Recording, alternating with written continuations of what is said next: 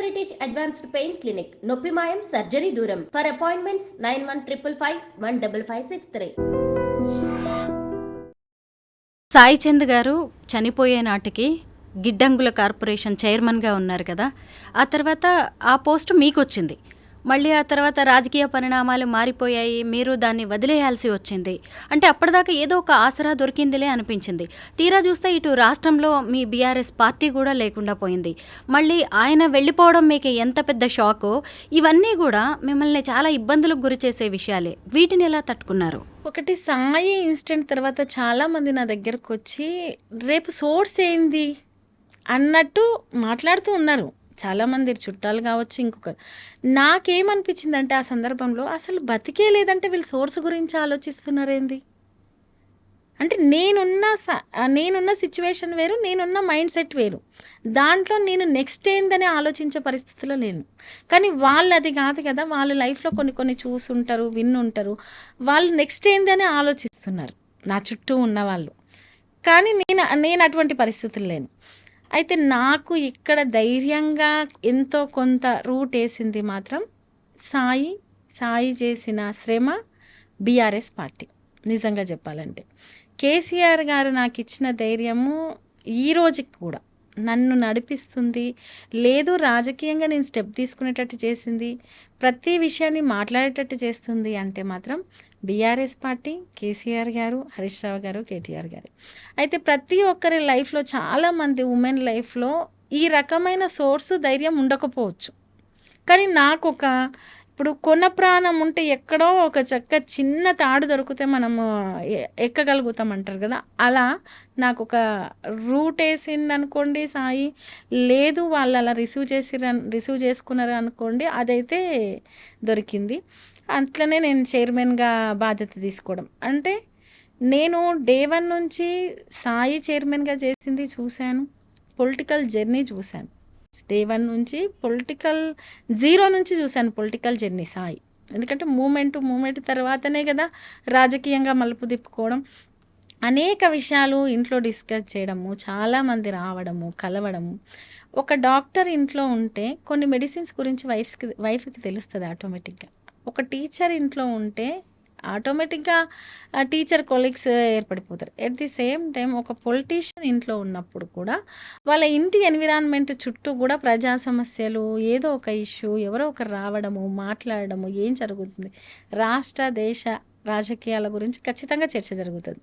ఇక ఏదైతే అది అయ్యింది. నేను ఆ రూట్లోనే వెళ్దాం అనుకున్నప్పుడు నేను అటెందుకు వెళ్ళొద్దనే ఒక మొండిగా డెసిషన్ తీసుకోవడం జరిగింది. వెళ్ళాను. ఓకే, నేను అదే నాకు బ్రతుకునిస్తుంది అని అనుకోలేదు. అసలు నేను ఊపిరి పీల్చుకోవడమే చాలా నేను ఇప్పుడు ఊపిరి పీల్చుకుంటున్నాను అనే దాంట్లోనే ఉన్నాను. ఇంకా ఆ స్టేజ్లో ఇమీడియట్గా ఆ ఊపిరి కూడా ఏదో ఒకటి అన్నట్టు ఇమీడియట్గా ప్రభుత్వం పోవడము, చైర్మన్గా తీసేయడము. నేను ఒకటి ఏమనుకున్నానంటే, ఆ పదవి పోగానే బహుశా నా కష్టమే నన్ను నిలబెట్టే విధంగా కాలం నన్ను తయారు చేస్తుందేమో, నేను నేర్చుకోవాల్సింది ఇంకేదన్నా ఉందేమో. అసలు నేను బతకని అనుకున్నాను కదా, బ్రతికిన. బయటికి అడుగు పెట్టిన అనుకున్నాను కదా, పెట్టిన. రాజకీయం అనే టఫ్ రంగాన్ని నేను లేనేమో అనుకున్నా కదా, చేసుకున్నా. యాజ్ ఎ చైర్మన్గా అదేందో కొంత కాలమే కావచ్చు, కానీ తెలుసుకున్నా. నెక్స్ట్ నన్ను నేను రెడీ చేసుకోవడానికి కాలం నాకేదో టెస్ట్ పెడుతుంది. ఇంకా బలంగా కావాలంటే ఏమంటారు కదా, ఒక శిల్పం చాలా అద్భుతంగా తయారు కావాలంటే ఎక్కువ దెబ్బలు తినాలి అంటారు. ఉలి దెబ్బలు ఎక్కువ తినాలంటారు. బహుశా ఈ దెబ్బలన్నీ రేపు భవిష్యత్తుకు నన్ను నేను తయారు చేసుకోవడానికి కాలం తయారు చేస్తుందేమో. సాయిని మించిన దెబ్బ ఇంకొకటి ఉండదు. ఇది చాలా చిన్న దెబ్బలే. ఆ దెబ్బ నుంచే నేను మొండిగా తయారైనప్పుడు ఈ దెబ్బలు ఎంత అనుకున్నాను. అలాగే మొండిగా నిలబడ్డాను. నన్ను నేను నిలదొక్కుంటున్నాను, నిలబడుతున్నాను. అవసరమైతే నలుగురిని నిలబెడతాను కూడా. వేర్ హౌస్ కార్పొరేషన్ చైర్మన్గా మీరు అటువైపు అధికారాన్ని కోల్పోయారు. ఇంకొక వైపు చూసినప్పుడు సాయి చంద్ వంటి ఒక పెద్ద అండని కోల్పోయారు. అంటే అప్పటిదాకా మీ చుట్టూ జనం ఉండొచ్చు, మీ చుట్టూ మీరు ఒక సెలబ్రిటీలా కూడా ఉండొచ్చు వాళ్ళందరి మధ్యలో. కానీ ఇవన్నిటినీ కోల్పోయిన తర్వాత మీ పరిస్థితి ఏంటి? మీ చుట్టూ ఇలాగే జనం ఉన్నారా? ఒంటరిగా మిగిలిపోయారా? ఎలా ఆ పరిస్థితులను మీరు ఎదుర్కొన్నారు? నేను ఒకటేంటంటే నిజంగానే సాయి ఉన్నప్పటికీ, అంటే ఎవరికైనా ఒక ఉమెన్కి హస్బెండ్ ఉన్నప్పటి ఎన్విరాన్మెంటు, హస్బెండ్ ఉన్నప్పుడు ఉన్న సిచ్యువేషన్స్ చుట్టూ ఉండవు, మారిపోతాయి. నేను ఒకటే ఫిక్స్ అయ్యాను, మనం సాధారణంగా ఆలోచిస్తే ఒక కుటుంబాల్లో 70 ఏళ్ళ వయసున్న మహిళకు భర్త కూలిపోయినా ఆ ఇంటి ఎన్విరాన్మెంట్ మొత్తం ఒక రకంగా అయిపోతుంది. ఆమె పోయి కొడుకుల ఇళ్ళనో ఇంకెక్కడనో ఉండి ఏదైనా చిన్న చిన్న మాటకు అప్పటి వరకు లైఫ్ను ఒక స్థాయిలో లీడ్ చేసి ఉంటుంది కదా, పిల్లలు మన్మళ్ళు అన్ని రకాలుగా లీడ్ చేసి ఉంటుంది. లీడ్ చేసిన తను భర్త పోగానే ఎవరేమన్నా పడే పరిస్థితికి, సైలెంట్ అయ్యే పరిస్థితికి అట్లా వచ్చేసి ఉంటుంది. అది ఏజ్ గ్రూప్తో సంబంధం లేకుండా వచ్చేస్తుంది. నేను ఒకటే ఫిక్స్ అయినా, సాయి ఉంటే ఏ రకమైన ఎన్విరాన్మెంట్ ఉంటుందో, ప్రొఫెషనల్గా కావచ్చు, ఇంట్లో కావచ్చు, మా పిల్లల మైండ్ సెట్ మీద కావచ్చు, అది ఉంచాలి అని ఫిక్స్ అయినా. అది ఉండడం కోసం నేను ఏ రకంగా మూవ్ కావాలి, ఏ రకమైన వర్క్ చేయాలి, ఎట్లా కష్టపడాలి. కాబట్టి ఆ రోజు నుంచి ఈ రోజు వరకు సరే సాయి లేడు, ఒక వేదిక మీదకి వెళ్తే సాయి లేడు అనిపిస్తుంది, లేదు ఇంట్లో నలుగురం కూర్చొని తినేటప్పుడు ఇంకా రాలేదు అనేటట్లు తప్పితే ఇంటి చుట్టూ ఎన్విరాన్మెంట్ మొత్తం సాయికి తెలిసిన పరిచయం ఉన్న సర్కిల్ లేదు, పిల్లల దగ్గర ప్రతిదీ సాయి ఉన్నట్టే నేను ఉంచడానికి ట్రై చేస్తున్నాను.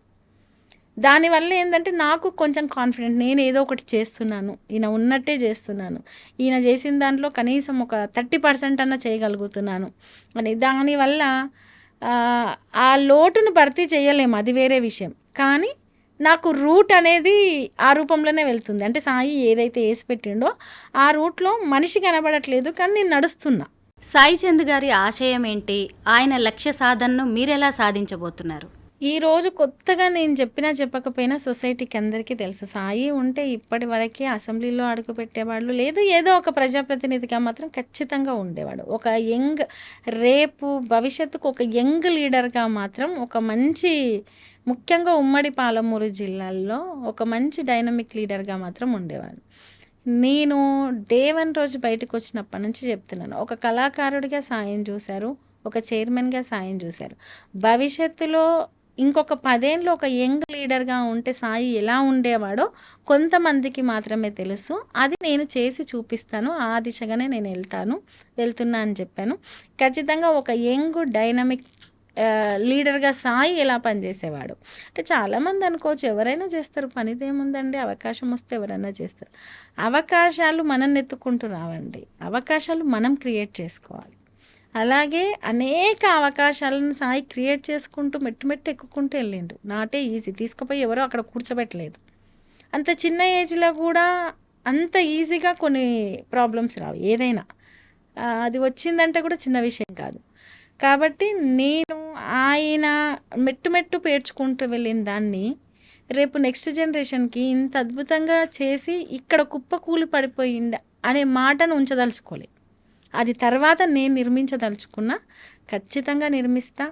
పెద్ద ఎత్తున రాజకీయ రంగంలో ఉమ్మడి పాలమూరు జిల్లాలో నియోజకవర్గాల్లో ప్రజా సమస్యల మీద నా వంతు నేను ఎక్కడ సాధ్యమైతే అక్కడ, ఆ రోజు నుంచి ఈ రోజు వరకు ఇటు ఇంట్లో పిల్లల్ని చూసుకుంటూ, ఇక్కడ నేను క్లాసికల్ థియరీ క్లాసెస్ చెప్పుకుంటూ, ఒక బీఆర్ఎస్ పార్టీలో ఒక నాయకురాలుగా అనుకోండి, పోనీ చైర్మన్గా ఉంటూ నేను చేసే కార్యక్రమాలన్నీ నేను ప్రజాక్షేత్రంలో చేస్తూనే ఉన్నాను.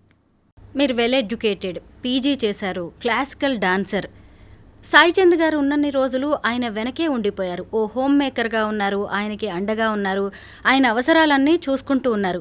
ఒకేసారి ఆయన నిష్క్రమించడంతో ఇప్పుడు నెక్స్ట్ భవిష్యత్ ఏంటి, నేనేం చేయాలనే ఆలోచన వచ్చి ఉంటుంది కదా. చాలామంది ఇలాగే ఉంటారు, ఎందుకంటే హస్బెండ్ జాబ్ చేస్తున్నాడు కదా, నేను ఇంట్లో ఉంటే చాలు, పిల్లల్ని చూసుకుంటే చాలు, ఆయన్ని చూసుకుంటే చాలు అనుకుంటారు. బట్ ఇలాంటి పరిస్థితిని ఎవరు ఎక్స్పెక్ట్ చేయరు. ఇప్పుడు మరి మీరు ఎలా మీ కాళ్ళ మీద మీరు నిలబడుతున్నారు ఆర్థికంగా?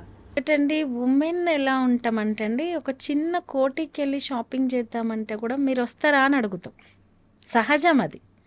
అంటే మనకు తెలియక కాదు, వెళ్ళలేక కాదు, మన మనస్తత్వం అది అలా ఫిక్స్ అయిపోయింది అంతే. ఖచ్చితంగా ప్రతి ఒక్కటి చిన్న విషయం ఉన్న హస్బెండ్తో షేర్ చేసుకోకుండా ఉండము. ఈవెన్ చిన్న విషయం ఉన్న హస్బెండ్ని ఇన్వాల్వ్ చేయకుండా ఉండం. అందులోనూ ఒక హోమ్ మేకర్గా లేదు హౌస్ వైఫ్గా ఉండి కుటుంబాన్ని మాత్రమే చూసుకుంటున్న వాళ్ళు బయటి ప్రపంచంలో వెళ్ళి వేరే వర్క్ చేయడానికి మూవ్ అవ్వడం చాలా కష్టం, కొన్ని ఇయర్స్ వరకు అట్లా ఉన్నవాళ్ళు. అయితే నేను ఒకటేమనుకున్నానంటే, ఏదైనా ఒక అది ఉమెన్ కావచ్చు, మెన్ కావచ్చు, ఇప్పుడున్న సొసైటీలో ఫిజికల్గా చేసే వర్క్ కంటే మెంటల్గా నాలెడ్జ్ పరంగా చేసే వర్క్సే చాలా ఎక్కువగా ఉంటున్నాయి మన సొసైటీలో. అంటే ఉమెన్ ఎందుకు వెనకబడింది? ఫిజికల్గా కంపేర్ చేయడం వల్లనే వెనకబడ్డాం కదా.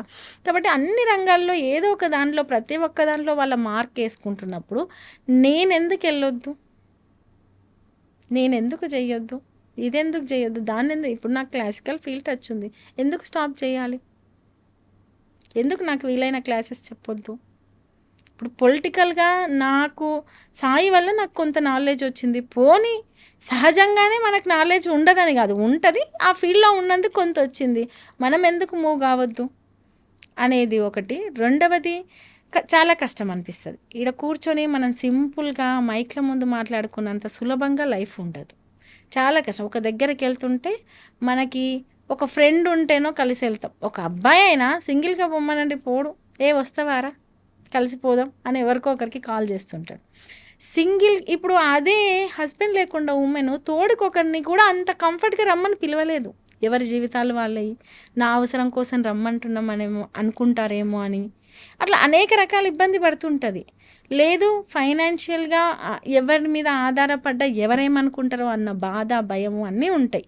అసలు ఆధారపడలేదు, చాలా చులకన అయిపోతుంది. కాబట్టి నేను ఒకటే ఫిక్స్ అయిపోయాను, నేను ఫైనాన్షియల్గా ఒకరి మీద ఆధారపడినంత వరకు నేను ఒకరికి సమాధానం చెప్పుకోవాల్సిన అవసరం లేదు. రెండవది, ఒకవేళ నేను ఒకరికి ఓదార్పునివ్వాలి, నేను మదర్ని, నేను ఒక స్టేజ్లో ఉన్నా, నేను యాజ్ ఎ మదర్ లాగా ఆలోచించాలి అంటే నా ముందు నేను అందరినీ చిన్నపిల్లల్లానే చూడాలి. నాకు ఒకరి నుంచి ఓదార్పు అవసరం లేదు, ఒకరి నుంచి జాలి అవసరం లేదు, ఒకరి నుంచి కరుణ అవసరం లేదు, ఒకరి నుంచి ఇంకేదో అవసరం లేదు. నేనే అవసరమైతే నాకంటే కింది వాళ్ళకు, నాకంటే పిల్లలకి నేను ఒక పెద్దలా ఆలోచించి వాళ్ళకు ఏదైనా ఇద్దాం, సాయం చేద్దాం, ఓదార్పు ఇద్దాం, ఇంకేదైనా చేద్దాం. కాబట్టి నేనేది ఎక్కడి నుంచి ఎక్స్పెక్ట్ చేయట్లేదు, నేను నిలబడాలనుకుంటున్నా, అవసరమైతే నేనే ఒకరికి ఇద్దామనుకుంటున్నాను.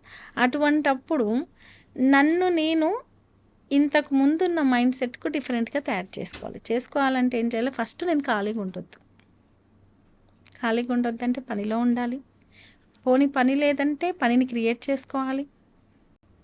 ఒకవేళ అప్పటికీ లేకపోతే చదవాలి, సాధ్యమైతే బుక్స్ ముందలేసుకోవాలి, తెలియంది తెలుసుకోవాలి. అలా నన్ను నేను కొత్తగా తీర్చిదిద్దుకునే పనిలో పడ్డాను, అదే చేస్తున్నాను. రజనీ గారు, ఓ మహిళని సమాజం భర్త ఉన్నప్పుడు చూసే విధానం ఒక రకంగా ఉంటుంది, ఆయన లేనప్పుడు చూసే విధానం ఒక రకంగా ఉంటుంది. మనం ఎవరితోనైనా మాట్లాడినా, ఏ అవసరానికో లిఫ్ట్ అడిగినా కానీ, లేదంటే మన ఇంటికి ఓ వ్యక్తి వచ్చి వెళ్ళినా కానీ సొసైటీ చూసే చూపుల్లో చాలా తేడా ఉంటుంది. ఇలాంటి వాటిని మీరు ఎప్పుడైనా ఇబ్బందులు ఫేస్ చేశారా? ఎలా వీటన్నిటిని ఎదుర్కొంటున్నారు? ఈ రోజు వరకైతే నేను ఫేస్ చేయలేదండి. ఎందుకంటే నేను ఇంతకుముందు కూడా చెప్పాను, మనం ఆర్థికంగా ఒకరి మీద ఆధారపడే అసహనంలోకి నెట్టివేయబడితే ఖచ్చితంగా మనం ప్రతి ఒక్కరికి చులకనవుతాం. రెండవది, నిన్ను నువ్వు ఎలా కాపాడుకుంటావు అనేది నీ చేతుల్లో ఉంది అనేది నేను నమ్ముతా. ఏ ఉమెన్కైనా 50% కంటే ఎక్కువ తనని తను ఎలా కాపాడుకుంటుంది అనేది తన చేతుల్లో ఉంటుంది అనేది నమ్ముతా. కాబట్టి నా బిహేవింగ్, నా నడవడిక అనేది సాధ్యమైనంత వరకు ఒకరు వేలెత్తి చూపకుండా ఉండే విధంగానే నేను ఉంటా. ఒకవేళ వన్స్ అవతల వ్యక్తి వేలెత్తి చూపిండు అంటే అది వాడి బుద్ధిని నేను మార్చలేను కదా. ఇప్పుడు నన్ను నేను తీర్చిదిద్దుకోగలుగుతా ఏ రకంగా అయినా, ఇంకా అవతల ఒక కుంచిత బుద్ధి ఉన్న వాళ్ళని ఏ రకంగా మనం మార్చగలుగుతాం? వాళ్ళ గురించి ఆలోచిస్తూ మనం ఆగిపోతే అక్కడే మనం ఆగిపోతాం. మూడవది, వన్స్ నిజంగానే ఇక్కడ అనేవాళ్ళు ఎవరు లేరు కాబట్టి ఈ ఉమెన్ని అంటే హస్బెండో ఇంకెవరో తోడు లేని ఉమెన్ అంటే తిరిగి అనేవాళ్ళు ఎవరు లేరు అన్న ఒక భయం ఉండదు కాబట్టి కూడా ఎట్లా అంటే అట్లా మాట్లాడతారు. ఆ ధైర్యం కూడా నువ్వే కావాలి, ఒక ఇద్దరి ధైర్యము నువ్వే కావాలి. నేను అదే ఫిక్స్ అయ్యాను. ఇప్పుడు ఇక్కడ నేనే సాయి, నేనే రజని. నన్ను ఎవరన్నా ఏమంటే సాయి ఎట్లా రియాక్ట్ అవుతాడో నేను అట్లే రియాక్ట్ కావాలి. నన్ను ఏమన్నా అనకుండా చూసుకోవాల్సిన బాధ్యత కూడా నాది. ఎందుకంటే నా హస్బెండ్ ఉంటే వైఫ్ అలా నువ్వు ఇలా ఉంటే అలా అంటురని నాకు కొన్ని జాగ్రత్తలు చెప్తాడు. అంతే కదా, సహజంగా ఇలా ఉంటే బాగుంటుంది, ఇలా మాట్లాడితే బాగుంటుంది, ఇలా నడుచుకుంటే బాగుంటుంది. ఒక ఏజ్లో తల్లిదండ్రులు మనకు కొన్ని చెప్తారు, ఆ తర్వాత హస్బెండ్ కూడా కొన్ని చెప్తాడు. ఈవెన్ మనం కూడా హస్బెండ్ కొన్ని చెప్తాం, మంచి అయినా రిసీవ్ చేసుకుంటాం. మనకు చాలా ఇబ్బందిగా అనిపిస్తే లేదు ఇవి నచ్చట్లేదు అని చెప్తాం.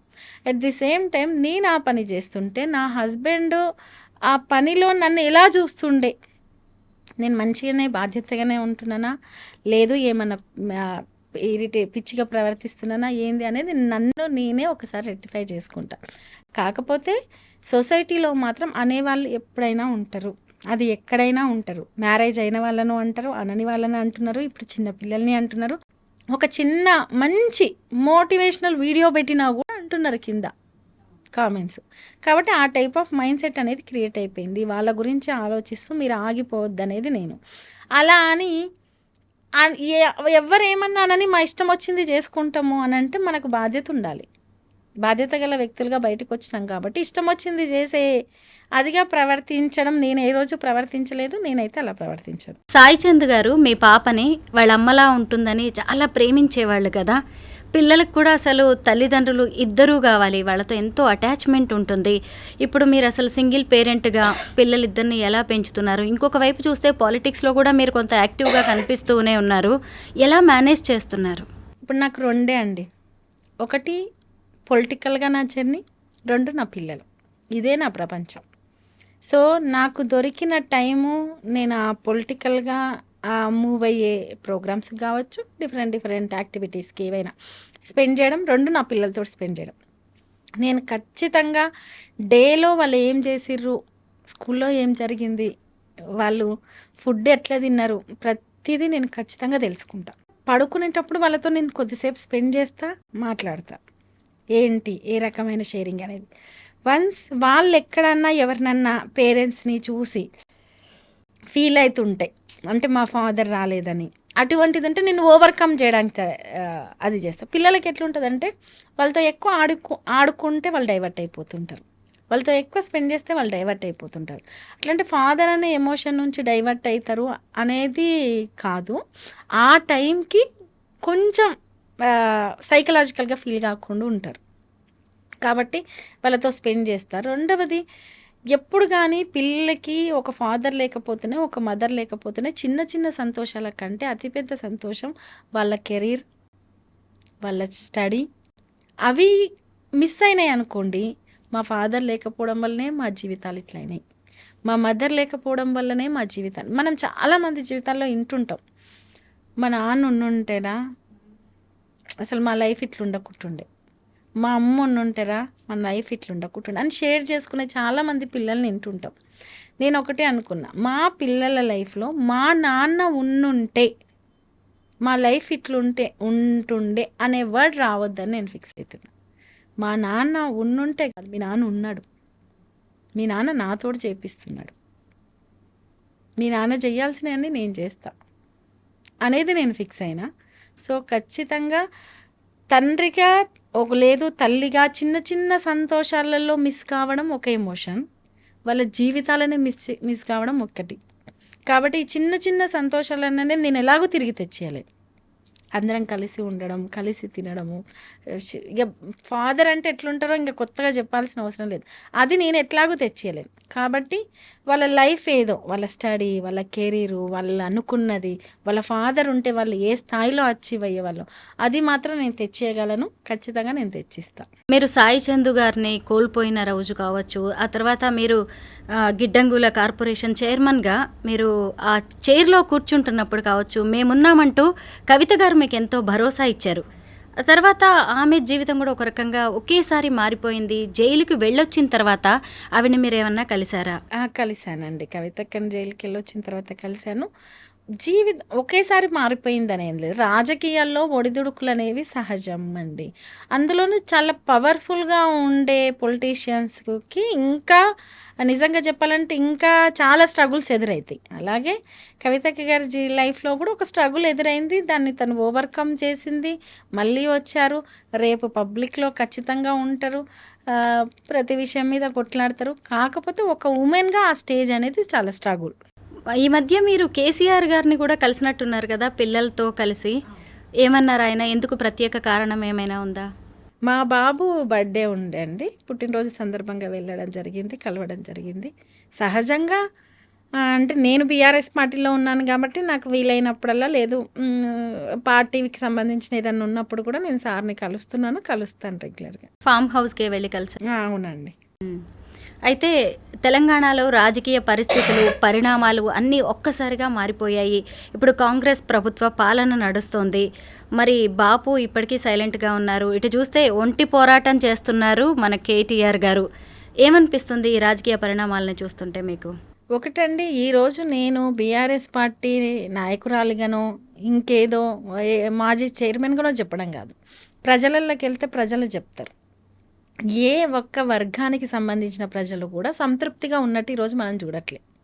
నిరుద్యోగుల దగ్గరికి వెళ్దాం, వాళ్ళు ఒక ఇష్యూ తోటి బాధపడుతున్నారు. వాళ్ళు చాలా స్ట్రగుల్ చేశారు. హైడ్రా పేరుతో హైదరాబాద్లో చాలా ఇబ్బందికరమైన వాతావరణం చూసాం. గురుకుల పిల్లలు చాలామంది హాస్పిటల్ పాలయ్యి ఫుడ్ సరిగ్గా లేక ఇబ్బంది పడ్డ పరిస్థితులను చూసాము.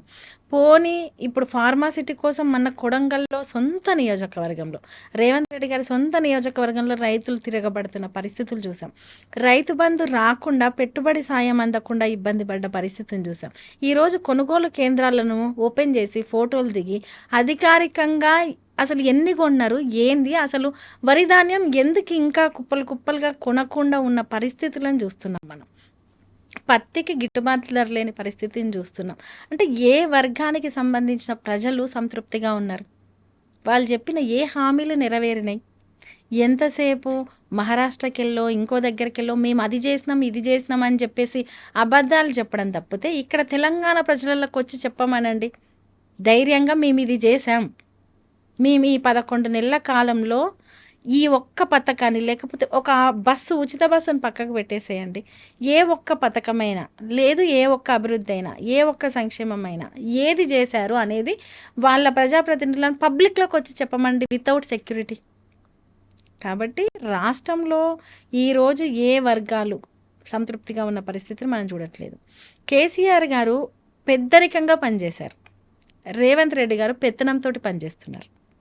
పెద్దరికంగా పనిచేసే వాళ్ళు, ఇంట్లో పెద్దరికంతో పనిచేసే వాళ్ళు ఎలా ఉంటారు, ఇంటి పెద్ద ఎలా ఉంటారు, అందరికీ అన్నీ అందినాయా లేదా, అందరూ సంతోషంగా ఉన్నారా లేదా, అలాగే కేసీఆర్ గారు అన్ని సంక్షేమ పథకాలు అందినాయా లేదా, అన్ని ప్రాంతాల్లో అభివృద్ధి చెందుతుందా లేదా, అంత సాగునీరు అందిందా లేదా, ఇలా కేసీఆర్ గారు పనిచేశారు.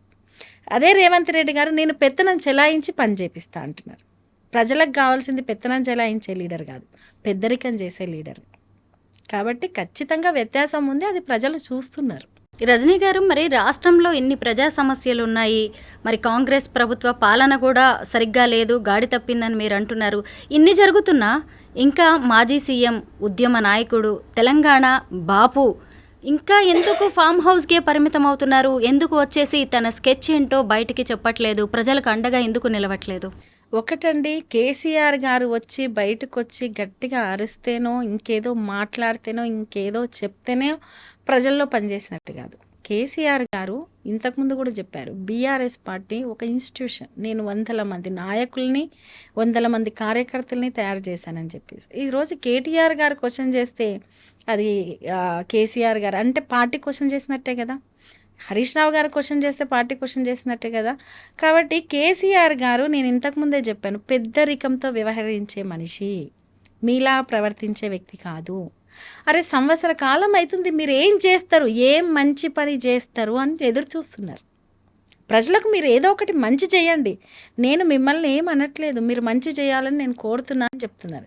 ఈ రోజు వరకు ఆ మంచి జరగట్లేదు.